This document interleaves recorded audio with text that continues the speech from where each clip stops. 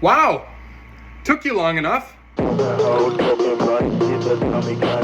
As you guys know, I have finally completed the challenge of playing Dead Space 2 using only Kinesis. Now, the biggest issue I've had with this challenge throughout the whole course of the first video was that certain moments in the story forced you to shoot your gun. Now, keep in mind, there's a lot of things that happen throughout the story of Dead Space 2, so I want to go ahead and give you a rundown of how the second half played out for me in the end. It didn't play out good at all. Well, we're finally back again with this rough challenge. Jeez, it only took a fucking month. If you saw the first part, you're already very aware that the challenge has been failed from the very beginning, at least in terms of progression. Without the game's scripted one-on-one segments, I highly believe that this is a beatable challenge, but I urge you to muster forward with me and discover how badly I wanted to achieve it. And in a way, I kinda did. When we last left off, I had just entered the Ishimura. Starting the centrifuge is the easiest part of this segment, believe it or not. So long as you have enough stasis, you can basically zoom right by them faster than Andrew Tate ruining his own reputation. The decontamination room was extremely difficult with Kinesis only, but boy was it hilariously fun. The best item in the room to use is this metal toolbox, which works wonders against the pack. But then you're stormed by a dark necromorph, 2 slashers, and 2 fucking pukers. It's sensory overload, and every time I tried to get some distance between myself and them, I found myself taking more damage than dealing it. It doesn't help that the room's size kinda makes the player feel like running full sprint inside of a cargo container with a sword stuck in your fucking throat. I discovered here that pukers can deal damage to other necromorphs. You don't have to grab their puke balls or whatever they are. You can just get them close enough to where the puker will spew at Isaac, but the incoming discharge is enough to kill the necro as well. A very handy tactic for this run, and honestly just shows you how stupidly desperate the necromorphs are to kill the player. They're so determined, he literally puked all over his friend and killed him. Way to go, bozo. Somehow, I completed it on my first try. I was very impressed considering when I first attempted to complete this challenge on my old PC, I couldn't get through the decontamination room without shooting my gun, no matter how many times I tried. A very, very good redeeming moment for me. Next up, you can just basically run right on through to the medical deck where...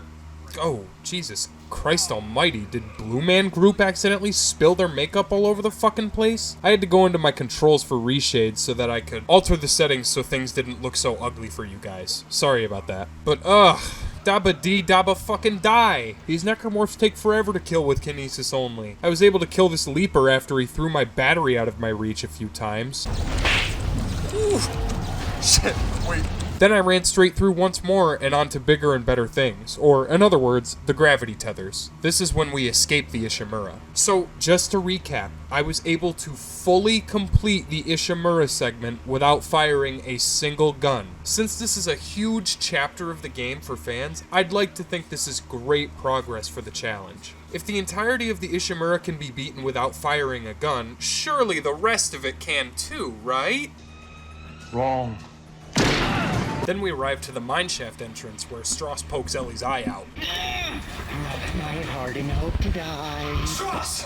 Stick a needle in your eye. Strauss, damn it! Oh, that didn't look too good. Then we have this annoying fucking catastrophe of a room. There's only 3 kinetic spikes that spawn in here, and there's 6 enhanced stalkers hunting you down as well. At first, my attempts were futile. I accidentally shot a damn baby in the gut and had to let them whack me across the head a couple of times.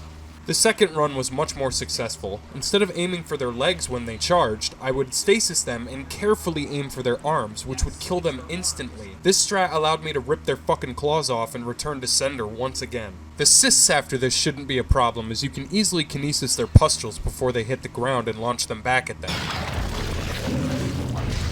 Okay, I guess you gotta be more careful where you aim. Let's try that again. Oh man, are you Come here.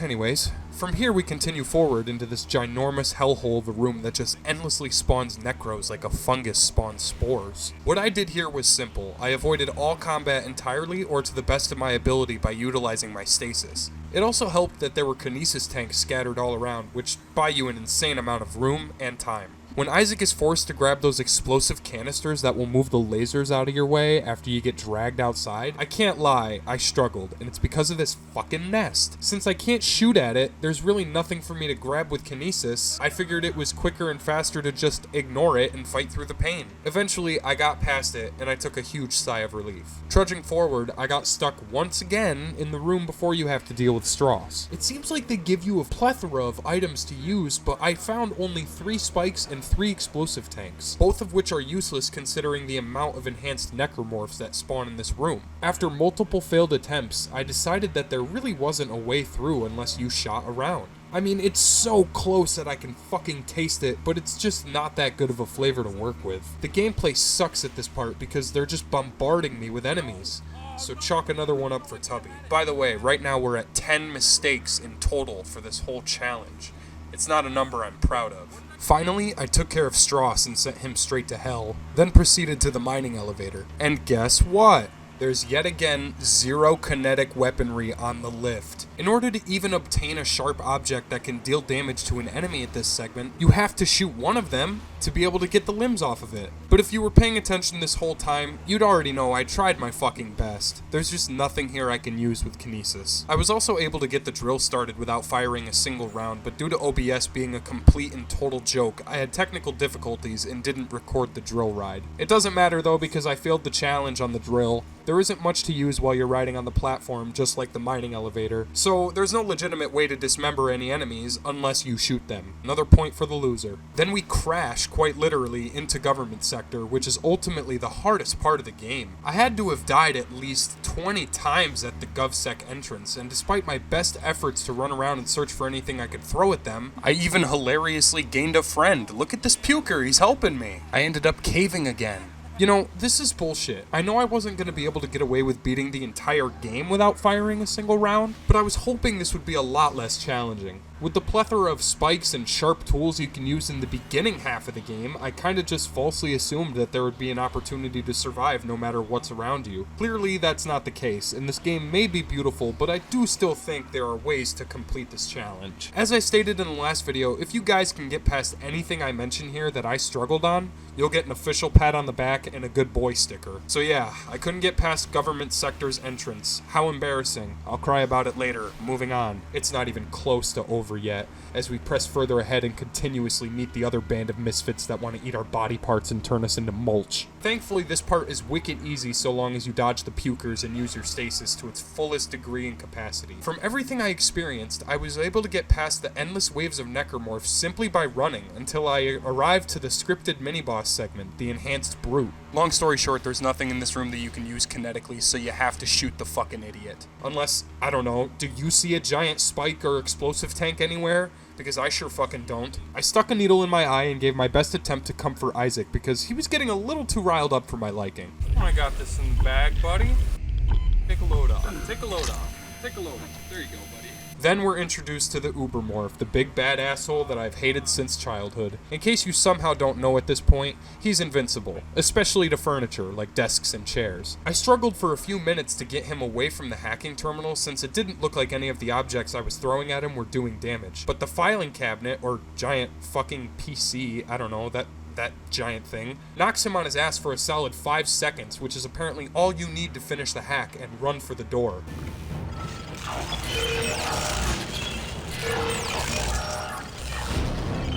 Oh my god. Whew, that was scary. Anyways, we then make it to the very end of this train wreck. It's one final push, and all that's left is... Oh, fucking Ubermorph got me, of course. He just had to have the last laugh, right? Fucking asshole. I also had this weird bug happen where I shot Tideman in the head with the javelin, but it missed, apparently. Well, that was ridiculous. How did Isaac miss him? Maybe Step 4 permanently screwed his vision or something, I don't know. Speaking of vision, this is it. The future, the past, the present. It all comes together here, right now. but then it falls apart again. When Isaac is teleported into his own mind, there isn't a single thing you can use to pick up with Kinesis. Not a goddamn thing. I even tried shooting the pack creatures that attack you during your escape from the marker's clutches, but they simply disappeared with no visible or usable body parts. At the very end of the fucking game, after all of this nonsense and building up so much hype and practicing, and I can't even use Kinesis during the final fight. What a complete joke. Then from here on out, I mean, there's no combat, you just escape and then the game is over. Guys, I feel like this challenge took me an unnecessary amount of time to complete, and it isn't perfect in some ways, but I gave it my all. If it weren't for the scripted story segments that force Isaac to shoot his plasma cutter, I have no doubt that this challenge could be beaten. For the moments where I probably could have gotten away without shooting, it's the same thing. I definitely feel like it's possible, but without a keen eye, you'll end up failing a lot more. The most fun I had during this challenge was probably the decontamination room of the Ishimura. Not only was I laughing the entire time, but I was just enjoying how simple and easy it was to run circles around the room with only a toolbox, and somehow being the only survivor at the end of the whole fucking thing. I'd say the biggest slap in the face are those segments that require you to aim your gun against your will. If they never incorporated this into the game though, I feel like the overall quality of Dead Space's legacy probably wouldn't be as good as it is now, so I can't complain too much. This was a lot of fun to do for you guys, and now that it's complete, I can work on other challenges and write more scripts for the things I have planned during the summer. I apologize heavily in advance for the delay of this video, guys. Hopefully you enjoyed it, and hopefully you think it was worth the wait. Oh, I almost forgot to mention, in total, I had 15 fails. 15 throughout the entire game, some of which are unavoidable. As for the in-control segments, I'd probably bet my money on my own performance being the biggest issue. I have idolized and played this game for years, but I'm not a professional. I gave it my best shot, and the lowest number I could score was 15 shooting-involved incidents. I wish it were lower. That concludes the video, guys. In case you want me to do any other sorts of challenge videos, it would help us out a lot if you guys find time to make a recommendation, or perhaps just tune in every so often to see how we're doing. I'm going to continue making videos for your guys' entertainment, and I only hope that you continue to enjoy it. Thanks for being amazing, guys, and thank you for being so patient this whole time. One last note, I'm unable to play the new Dead Space remake. Not sure why, but the game just doesn't appear in my shared library with Brian anymore, so unfortunately, unless by some God-given miracle I receive the game, I won't be doing a review of it. It saddens me to say that, but I can only hope those of you who have played it are enjoying it for me. Anyways, thanks guys. I'll see you again soon. Alright, it's that time of the video where I beg and plead for you guys to like and subscribe for more content. If you're feeling dangerous, you can hit that bell too to get notifications the second we upload a video. It really helps us out, and thanks a lot for the support, guys.